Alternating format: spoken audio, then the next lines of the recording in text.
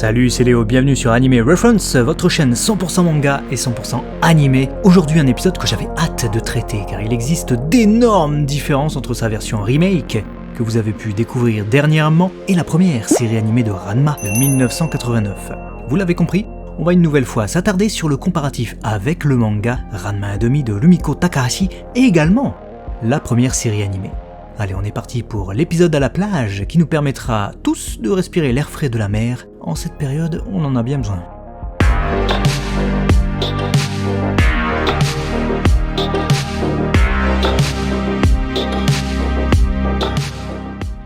L'épisode 4 de la saison 2 de ce remake de Ranma 1/2 ou Ranma Nibun no Ichi en VO est le 16e épisode concrètement. Il adapte les chapitres 48 à 50 du manga de Rumiko Takahashi sorti à la fin des années 80.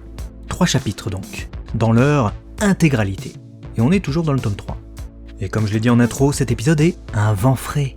Déjà car il adapte enfin des choses qui n'avaient jamais été adaptées, un vrai combat contre Cologne, un épisode à la plage qui part davantage en épisode de battle qu'en épisode de concours ou de course grotesque, et il mélange aussi toutes les saveurs de Ranma.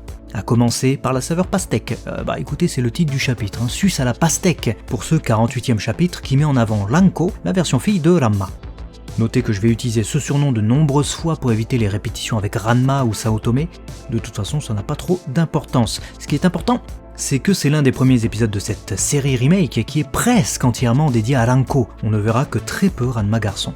Là aussi c'est original, car avant cette partie-là de l'intrigue avec les pilules du phénix, on ne la voyait finalement que peu. Rumiko Takahashi signe donc un coup de génie en empêchant son héros de redevenir un homme pendant un temps, de quoi permettre à son alter ego féminin de gagner du temps d'écran et de devenir bankable. Les produits dérivés ne s'y trompent pas d'ailleurs. Cet aparté terminé, la première différence entre l'épisode et le chapitre 48 concerne la première page, qui est d'ailleurs une double page superbe façon panorama, avec Ranko qui cherche non pas Charlie, mais la vieille Cologne qu'elle traque pour récupérer les pilules du phénix qui lui permettraient de redevenir normalement sensible à la chaleur, et donc de retrouver son corps de garçon. Dans le manga, on voit seulement l'affiche du resto Neko Ranten, et dans la foulée, Soun et Akane qui se réjouissent d'aller à la mer. L'épisode fait ça autrement, avec un vrai pseudo-flashback, on voit Ranma tenter d'ouvrir la porte du resto à coups de pied, avant de tomber sur l'affiche, apprenant ainsi que Cologne et Shampoo sont à la mer pour travailler en période estivale.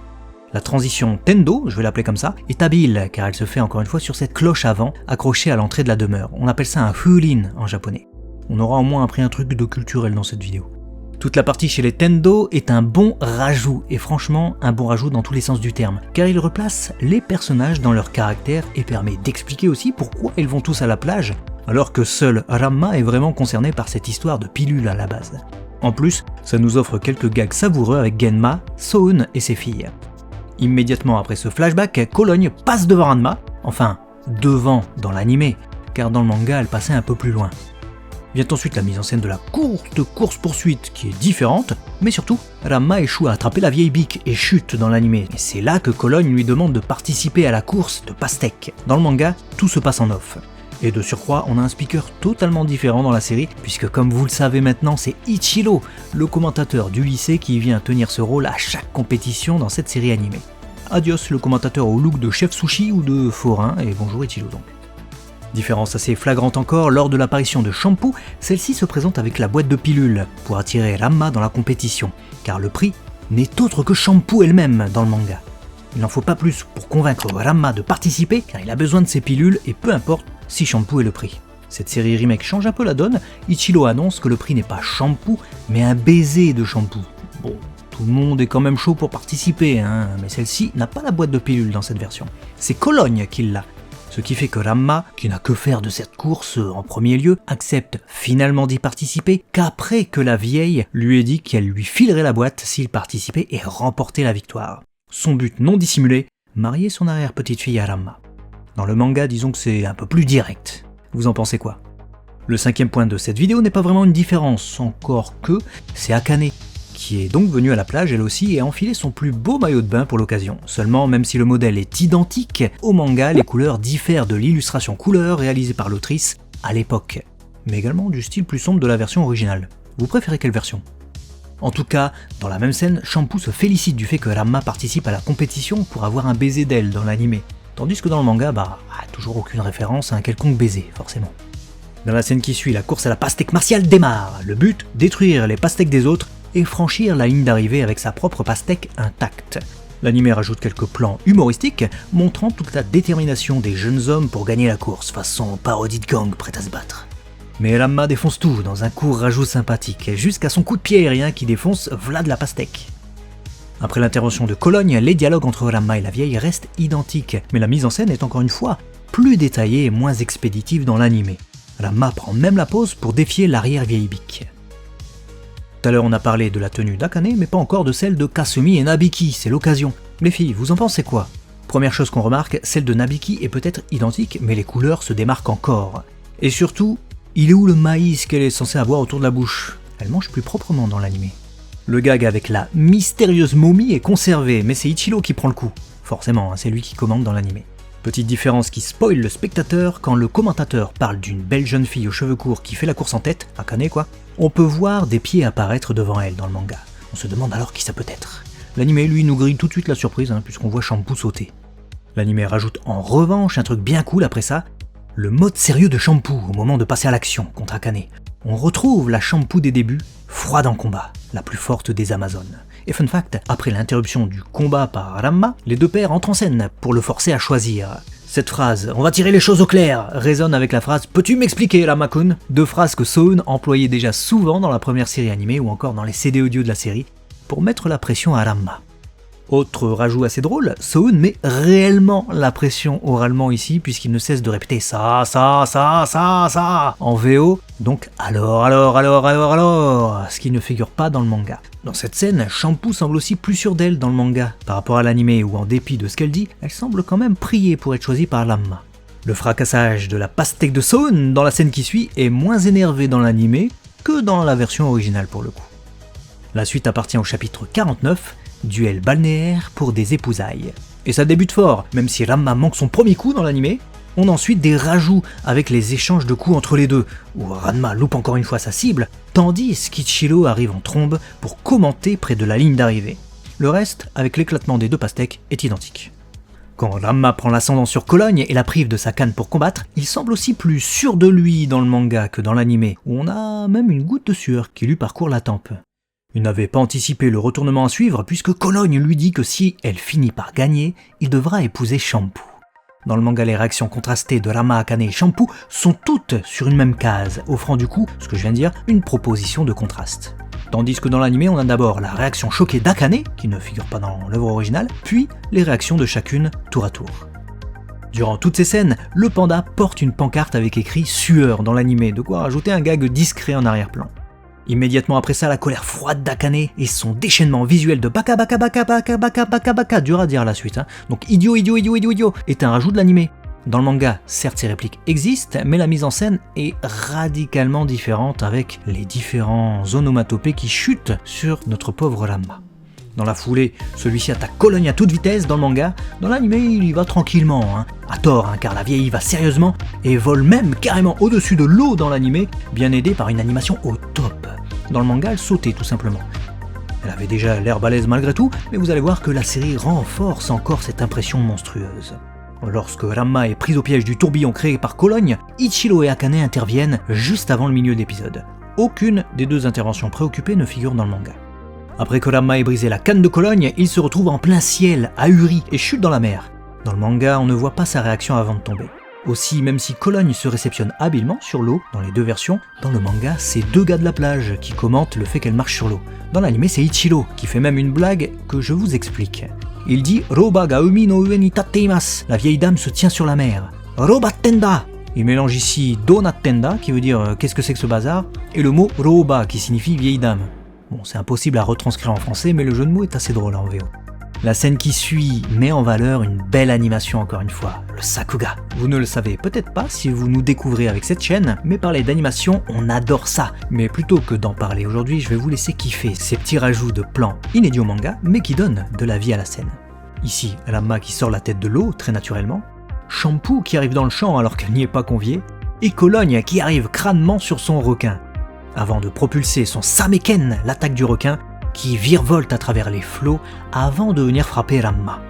Dans le manga, l'attaque est plus directe Et évidemment, on a la réaction des participants à la course derrière, et non le commentateur engagé Ichiro.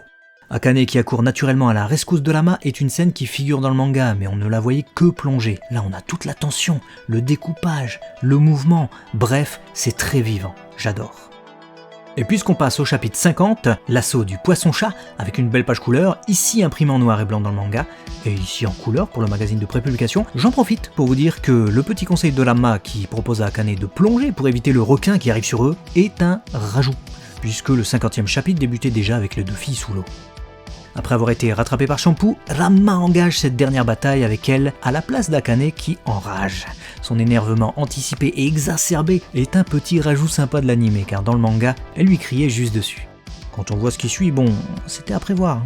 Quand Akane comprend le plan de Ranma et réalise qu'il compte utiliser le Nekoken, la technique du chat, en plongeant avec Shampoo, qui va forcément se transformer, dans l'anime, Nabiki se demande ce qu'est le Nekoken. Mais Kasumi, qui était là lorsque Genma expliquait toute l'histoire dans un épisode précédent, elle se souvient. Dans le manga, ce sont juste des randoms qui réagissent à ce que dit Akane. Lorsque Soun prend la parole pour enfin défendre Ranma, il va pleuvoir des poules, on peut voir Genma avec une pancarte avec écrit « Ne me dis pas que ». C'est ici un rajout de l'anime, car dans le manga, seul Soun intervient. Et la mise en scène de l'anime est moins directe et laisse plus de place au suspense quant au sort de Ranma. Car il ne miaule pas tout de suite. On a d'abord un temps d'arrêt, marqué par tout le monde, et par la musique, avant la transformation de Ranma. Après la métamorphose de celui-ci qui s'est rué sur Cologne et le requin, et l'intervention enjouée d'Ichiro en lieu et place de spectateurs random, l'anime nous ajoute un échange rigolo entre les deux filles qui poussent des cris à chaque attaque, comme pour caricaturer les animés de combat. La spécialité de Ranma, et cette dernière finit même par puncher le requin avant de tomber à l'eau, n'ayant plus rien sur quoi s'appuyer. Dans le manga, suite à l'offensive de Ranma, on restait sur un suspense, car la mer devenait soudainement calme. Le final est donc très différent. On ressent même l'inquiétude d'Akane. Sinon, outre l'arrivée spectaculaire de Ranko et du requin mis en scène un poil différemment, on en parle du maillot de bain de Soun. Tu fais pas honneur, hein, papounet. Après ça, le délire de la vieille qui repart à dos de requin, jusque dans la mer, est propre à l'anime, car dans le manga, elle repartait en sautant sur une falaise. En fin d'épisode, Ranma s'entraîne plus longuement et avec plus d'hésitation à remercier Akane pour son aide tandis qu'il est seul dans son bain. Et l'arrivée de Shampoo est aussi un peu plus fanservice dans l'anime, étonnamment, même s'il manque toujours des petits détails qui font la nature. Et le gag de la savonnette revient. Dans le manga, tout ça a été expédié en une seule page, et sans savonnette. Enfin, on finit le chapitre 50 sur Cologne, à l'endroit dans le manga, et perché à l'envers dans l'anime.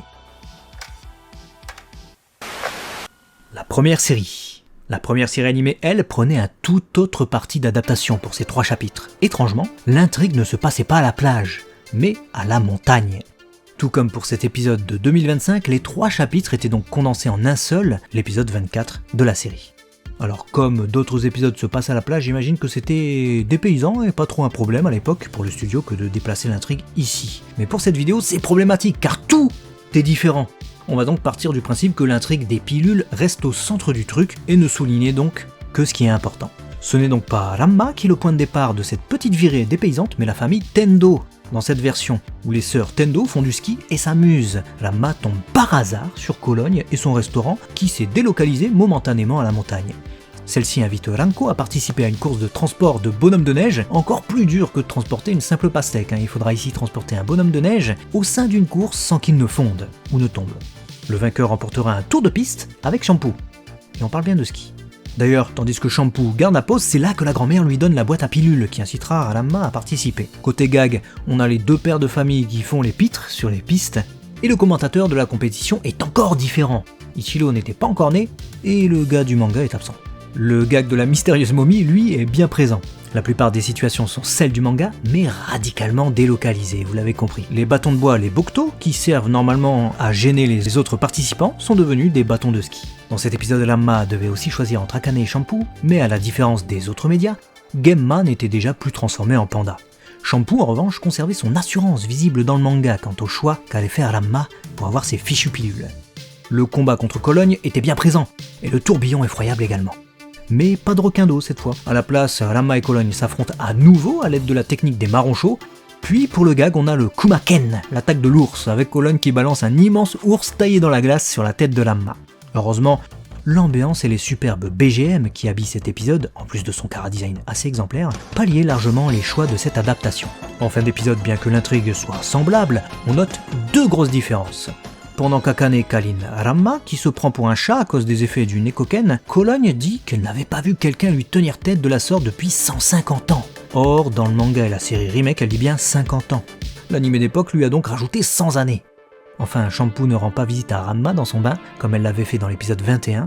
Ici, Ranma se trompe tout simplement de onsen et atterrit dans le bain des femmes. Il se fait alors expédier la tête dans le mur en clôture de l'épisode. Bien. Toute cette neige, c'est bientôt d'actu au moment où sort cette vidéo. Alors oui, avec cette adaptation on perdait évidemment toutes les références aux Dents de la Mer que les chapitres originaux nous balançaient, mais on rigolait bien aussi et on avait quelques moments épiques. Et étonnamment, moins de fanservice que le shonen manga d'origine pourtant écrit par une autrice.